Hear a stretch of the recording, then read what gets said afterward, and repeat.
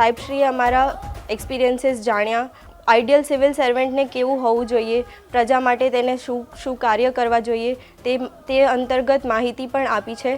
પણ મારું એટલું જ કહેવું છે આ બધામાં કે ભાઈ તમે જેટલું બને એટલું પબ્લિકને ઉપયોગ થાય, પબ્લિક માટે કેવી રીતે સર્વિસ સારામાં સારી આપી શકે, પણ જે કામ માટે પબ્લિક ડાયરેક્ટ આવી છે પોતાના કામ માટે, તો એને આપણે આપણું આ કામ લઈને બેઠા છીએ, એ કામના હિસાબે પેલાને કે કાલ આવજે પરમદાડે આવજે એવું શેના માટે કરવાનું?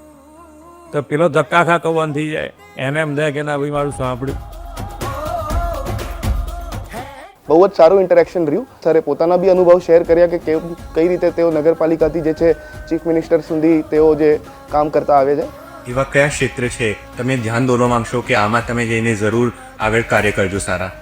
શિક્ષણ છે કે હેલ્થ છે કે બધા રોજબરોજનું કામ છે, ડેલી કામ છે. એટલે તમે એમાં જેટલું વધારે ધ્યાન રાખો કે કારણ કે ડાયરેક્ટ પબ્લિક છે એમાં, હેલ્થમાં બી એ રીતે છે. એટલે આ બે વસ્તુ તો ખૂબ જરૂર છે.